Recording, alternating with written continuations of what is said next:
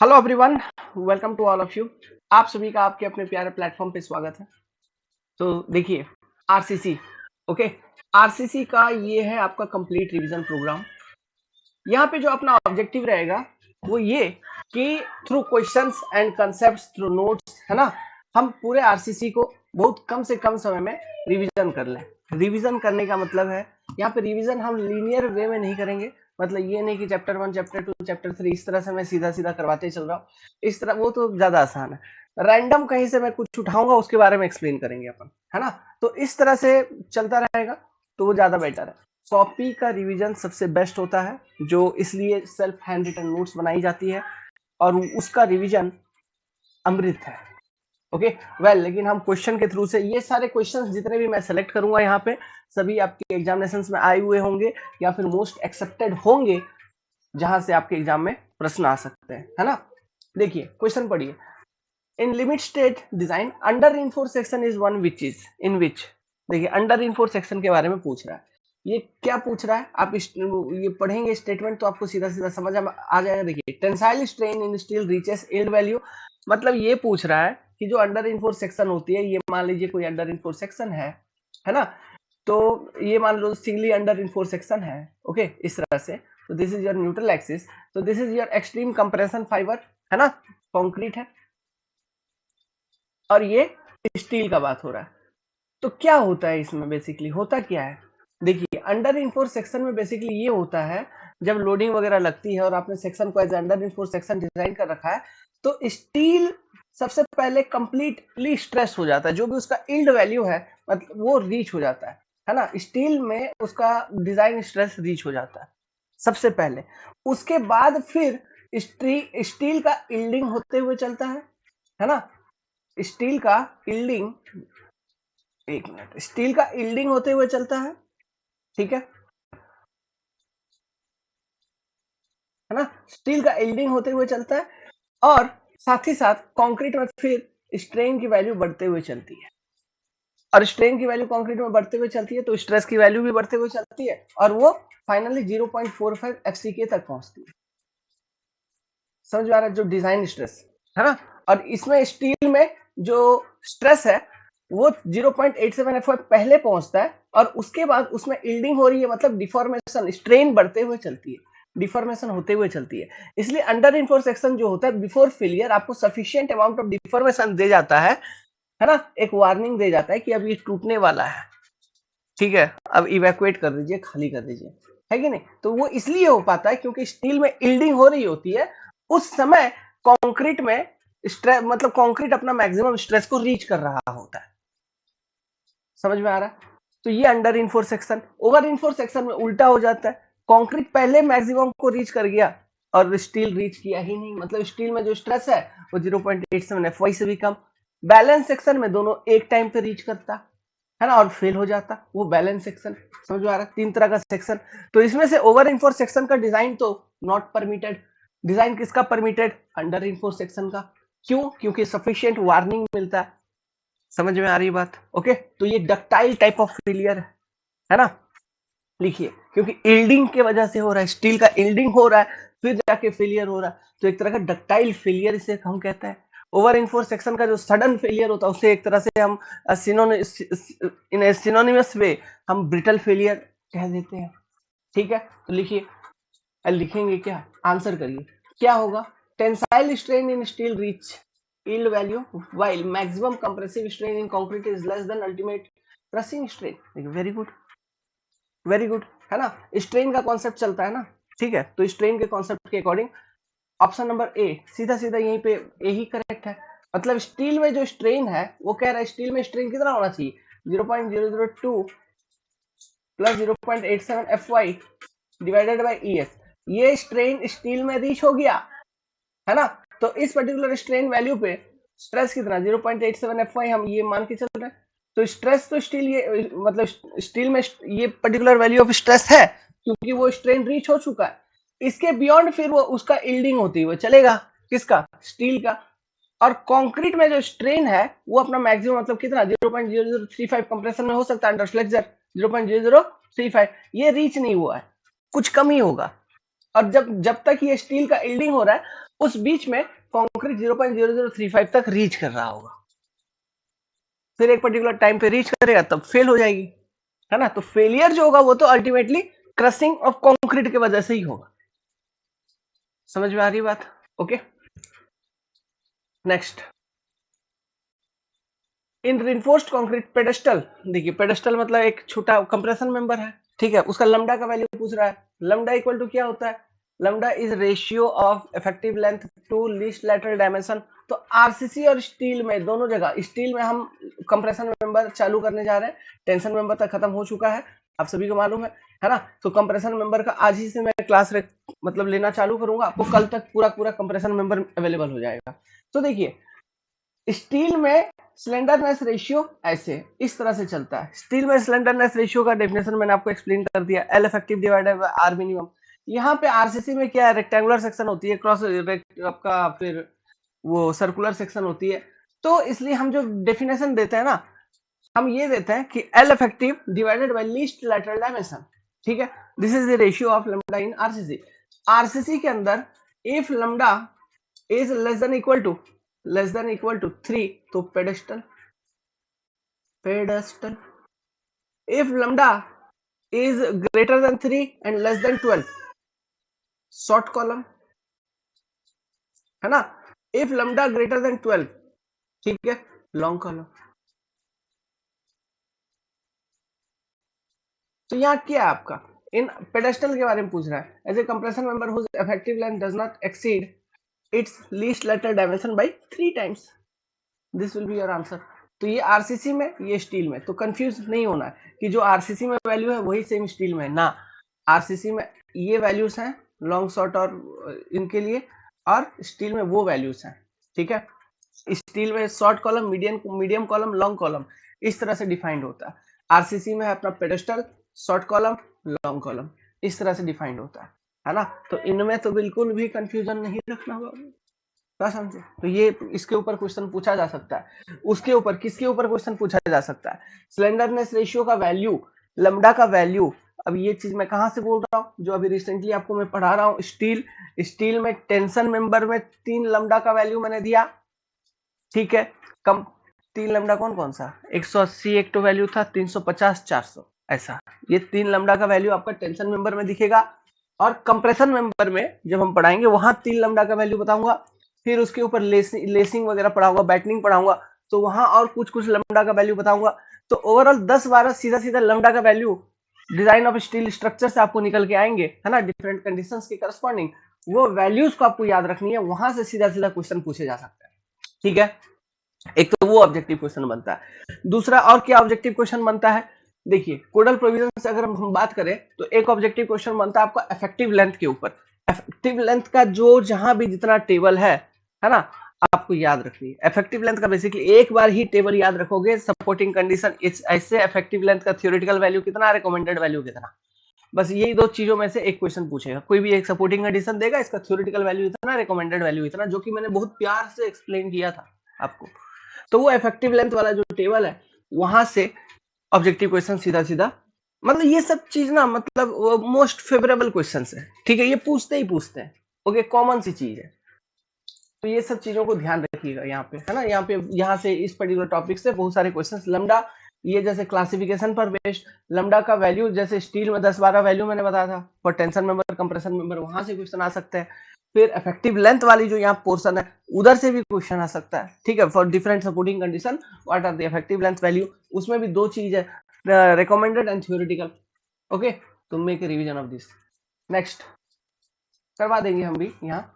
ये देखिए bridge, okay, bridge का एक क्वेश्चन है, यहाँ पे थोड़ा सा मैं डिस्कशन करता हूँ, ओके, बी अलर्ट, अच्छे से सुनिएगा। एक चीज होती है ना इम्पैक्ट फैक्टर, ठीक है, एक चीज होती है क्या, इम्पैक्ट फैक्टर। इम्पैक्ट फैक्टर क्या होती है, इम्पैक्ट फैक्टर एक तरह फैक्टर है, इम्पैक्ट फैक्टर एक तरह का फैक्टर जो मैंने स्ट्रेंथ ऑफ मटेरियल में भी आपको डिराइव करके दिया था, बस उस तरह का ही फैक्टर है यहाँ पर भी।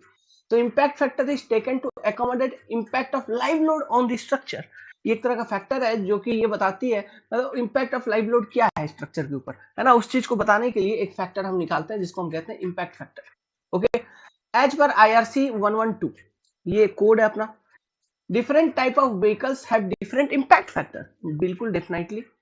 For reinforced concrete structure, it is given by this particular formula, impact factor equal to RCC के लिए 4.5 divided by 6 plus L.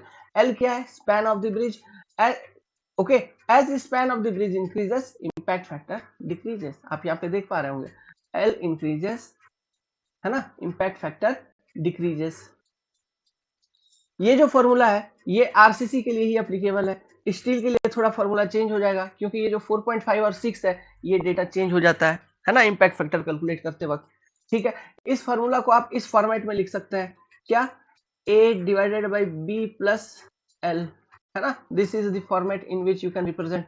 तो ये A और B का वैल्यू आरसीसी के लिए A हो गया 4.5, B हो गया 6. स्टील के लिए A का वैल्यू अलग होता है, B का वैल्यू अलग होता है. स्पैन तो स्पैन आपको मालूम, 10 मीटर, 12 मीटर, 5 मीटर, जो भी है स्पैन लाइक दिस. तो ये इम्पैक्ट फैक्टर निकाल लोगे. What is impact factor? It is a factor taken to accommodate the impact of live load on the structure. Clear है? ठीक है. स्पैन से इनवर्सली प्रोपोर्शनल है, तो as span increases impact factor decreases. ये भी क्लियर है. ठीक है, अब देखिए, तो इसी पर बेस्ड एक क्वेश्चन और मैं डाल दिया. ये दूसरा क्वेश्चन है, एज स्पैन ऑफ एग्जाम का question, increases the impact factor. पहला ऑप्शन है, टिक लगा, डिक्रीजेस, है ना, एकदम साफ साफ. अब देखिए यहां जो क्वेश्चन पूछा है, for RCC bridge the smallest span beyond which the impact factor is same for. देखो, क्लास ए और क्लास बी लोडिंग, ये एक लोडिंग क्लास है, और ए लोडिंग और 70R लोडिंग. तो यहाँ पे 4 अलग अलग टाइप के लोडिंग क्लास दे रखे हैं. ठीक है, तो यहाँ पूछ रहा है कि आरसीसी ब्रिज के लिए वो स्मॉलेस्ट स्पैन का वैल्यू आप सजेस्ट करिए beyond which impact factor is same for, चाहे वो आप क्लास ए लोडिंग के लिए देखें, क्लास बी के लिए देखें, या ए के लिए देखें, या 70R के लिए देखें, किसी के लिए भी देखें, इम्पैक्ट फैक्टर का वैल्यू हो जाएगा सेम फॉर आरसीसी ब्रिजेस. तो वो मिनिमम स्पैन की वैल्यू कैसे है, वो क्या है, वो कैसे निकालेंगे? तो देखिए, इसके लिए बहुत सारा सपोर्टिंग डेटा डॉक्यूमेंट आपको चाहिए होगा, जो कि मैं आपको प्रोवाइड करते हुए चल रहा हूँ. अभी देखिए, चलिए करते हैं. सबसे पहले ये देखिए, आईआरसी क्लास ए लोडिंग का मतलब क्या है, आईआरसी क्लास बी लोडिंग का मतलब क्या है. यही 2 लोडिंग इंपॉर्टेंट है ना, इसी से ओरिएंटेड चीजें पूछी जाती हैं. This type of loading is used in the design of all permanent bridges. जितने भी परमानेंट ब्रिज है उनको डिजाइन करने के लिए क्लास ए लोडिंग के लिए डिजाइन करेंगे, लेकिन चेक करेंगे क्लास ए टाइप लोडिंग के लिए के करस्पॉन्डिंग भी अपने को चेक लगानी होगी, है ना. तो this type of loading is used in design of all permanent bridges. It is considered as the standard live load of the bridge. Class A loading is the standard live load for bridge. When we design a bridge using class AA type of loading, then it must be checked for class A loading also, है ना. आप अगर class ये AA class type of load के corresponding भी अगर आप design करेंगे तो उसको क्लास ए लोडिंग के करस्पॉन्डिंग भी आपको चेक लगानी होगी.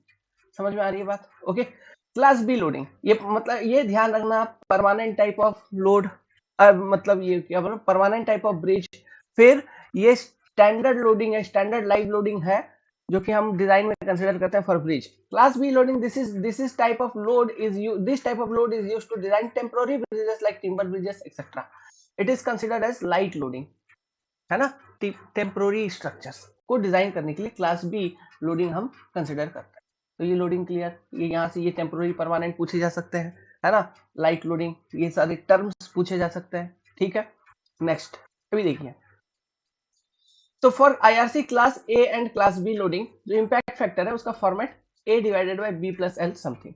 L is your span in metre.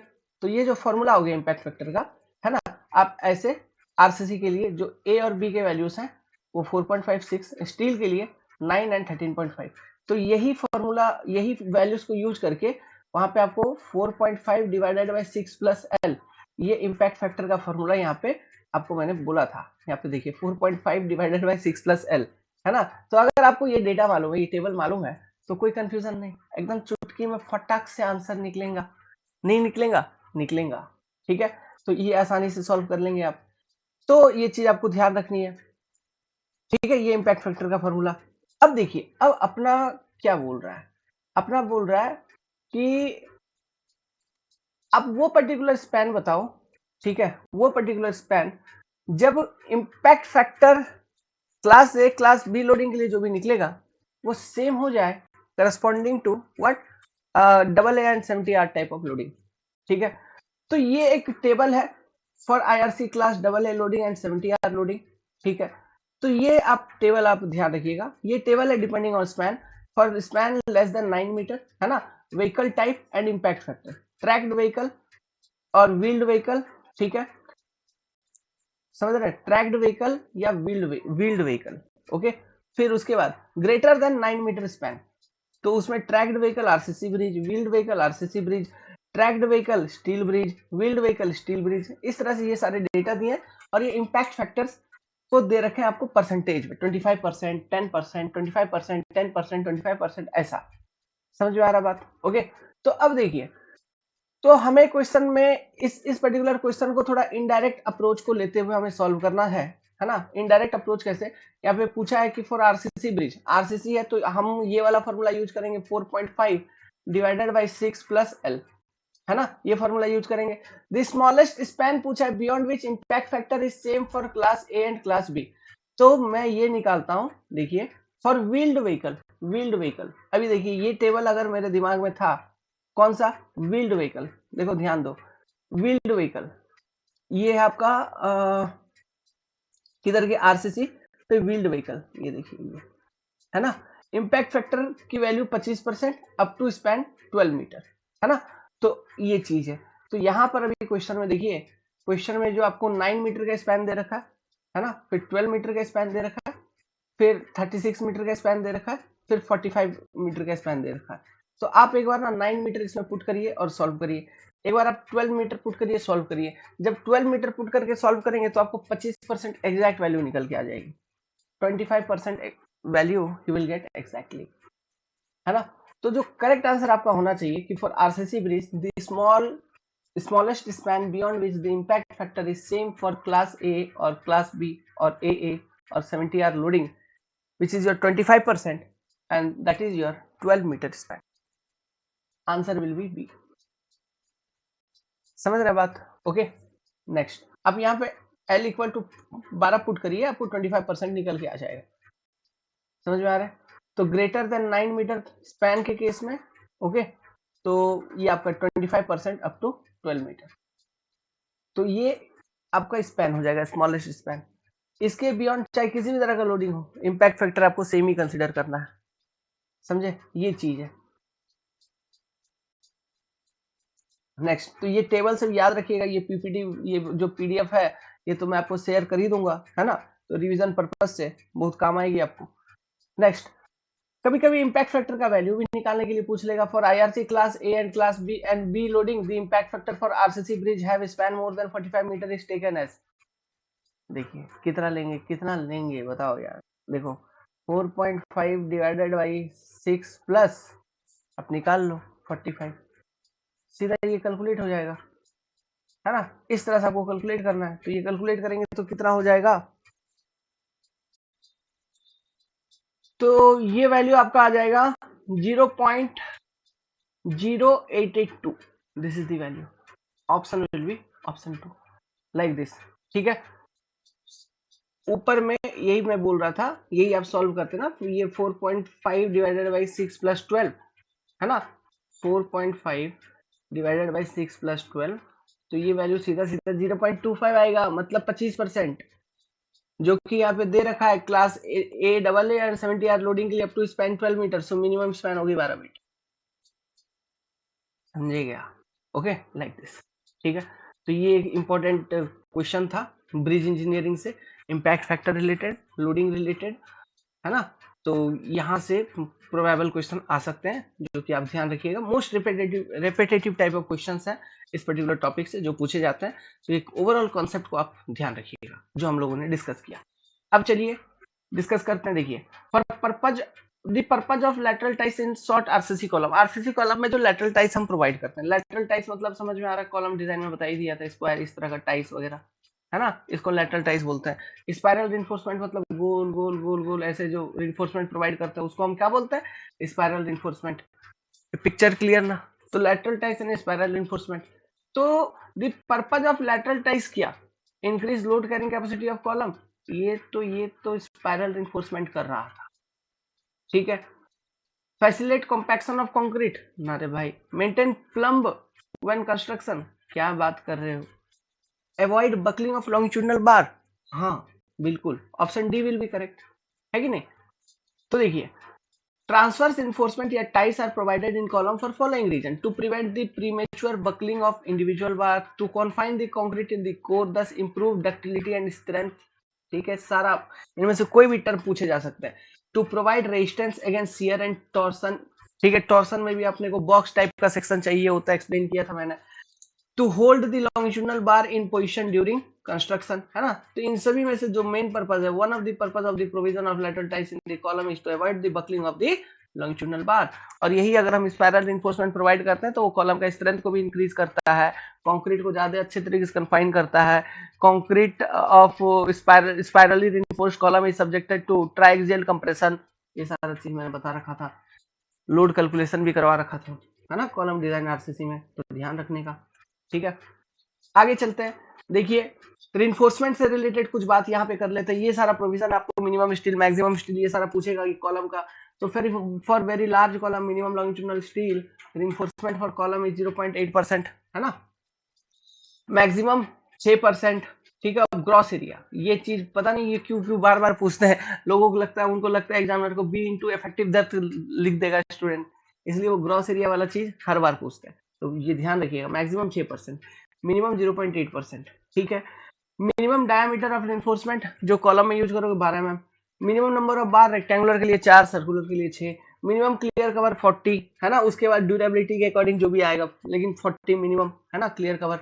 देखो एक ये वाला अपना था ना, unsupported length bye lateral dimension, ठीक है, लेस देन और इक्वल टू 60, ये एक चीज ओके। इसमें और एक प्रोविजन था, ठीक है, वो प्रोविजन हम आगे चल के और बताएंगे, लेकिन ये चीज आप ध्यान रखिएगा, unsupported length bye lateral dimension less than और इक्वल टू 60, ये था कैंटिलीवर टाइप के लिए। ठीक है, सिंपली सपोर्टेड के लिए भी था। ओके, दो प्रोविजन था, इस पे हम डिस्कस करेंगे। ये वाला प्रोविजन मैं आगे चल के बताऊंगा। यहाँ पे एक ही पार्ट लिखा हुआ है, दूसरा नहीं लिखा है, ठीक है, अनसपोर्टेड लेंथ का। चलिए मिनिमम एक्सेंट्रिसिटी, ठीक है, मिनिमम एक्सेंट्रिसिटी का ये फॉर्मूला आपको ध्यान रखना है, ई मिनिमम, है ना, maximum of L unsupported by 500 plus D by 30 और 20 mm, इन दोनों में से जो भी मैक्सिमम आएगा वही होगा अपना मिनिमम एक्सेंट्रिसिटी। उसके लिए हमको डिजाइन करना है कॉलम को, ठीक है। नेक्स्ट ये स्लैब का देखिए, नहीं ये कॉलम में limit on the minimum reinforcement is specified due to following reason. देखिए need to ensure minimum flexural resistance, मतलब मिनिमम स्टील हम क्यों प्रोवाइड करेंगे, ताकि एक मिनिमम फ्लेक्सुरल रेजिस्टेंस मिले due to unexpected eccentricity, okay, that may occur in the column, to account for creep under sustain loading, है ना। ये दो फैक्टर है जिस कारण से आप मिनिमम रिइंफोर्समेंट इन कॉलम डिसाइड करते हो, वो भी कितना, 0.8%, ठीक है, उसका रीजन ये, ठीक है, पूछेंगे, है ना। नेक्स्ट ये स्लैब का बात अब करने लगे हम, है ना, स्लैब का ये वाला प्रोविजन के ऊपर मैं फिर जो नेक्स्ट क्वेश्चन हम लेंगे ना, ओके, इसके ऊपर न्यूमेरिकल भी करवा देंगे ये प्रोविजन के ऊपर, ओके। अभी यहाँ पे आधा अधूरा लिखा हुआ है, मिनिमम एक्सेंट्रिसिटी ये सब एल इफेक्टिव का प्रोविजन वगैरह था वो सब, ठीक है, सब लेके आएंगे हम आगे। इस तरह जो इंपॉर्टेंट मोस्ट पॉसिबल चीजें हैं जहां से क्वेश्चन आ सकते हैं, ओके, वो सब चीजें मैं आपको करवाऊंगा। हाँ लेकिन एक चीज है, जो भी चीज आप इस वीडियोस में स्लाइड के ऊपर देख रहे हैं वो सारा का सारा ध्यान में रखता है, आंखों के सामने एकदम घूमना चाहिए, है ना। उतना जो भी फॉर्मूला वगैरह है, जो भी चीज मैं मिनिमम टू मिनिमम डिस्कस करने का कोशिश करूंगा, क्योंकि कम से कम समय में अपने को आरसीसी को ऐसे लेके चलनी है कि मैक्सिमम पोर्शन, मैक्सिमम चीजें रिवाइज हो जाए, ठीक है। तो ध्यान रखिएगा चीजों को।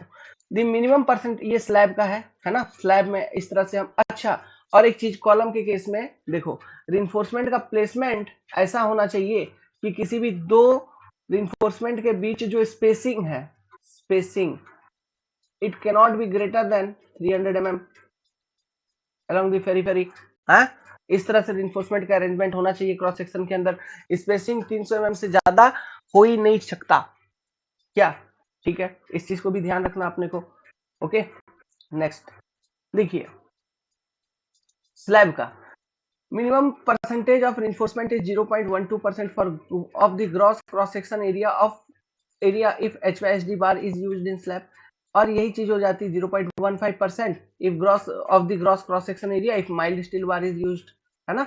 ये दो चीज इनका भी स्पेसिंग है, ठीक है। The maximum diameter of reinforcing bar is 1/8 to the total thickness of the slab. ठीक है, that is 5 max must be less than equal to d/8 slab के अंदर.